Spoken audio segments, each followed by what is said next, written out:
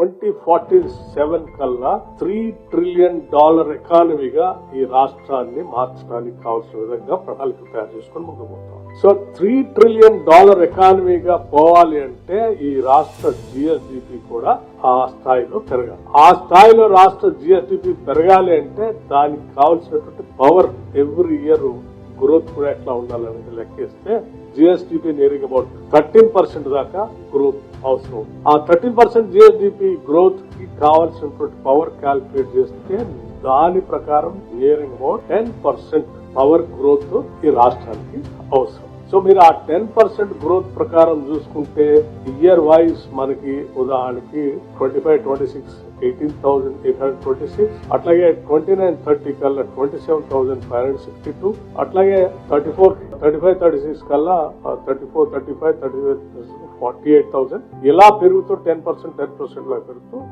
2046-47 కల్లా 1,39,310 megawatts power ఈ రాష్ట్రానికి అవసరం.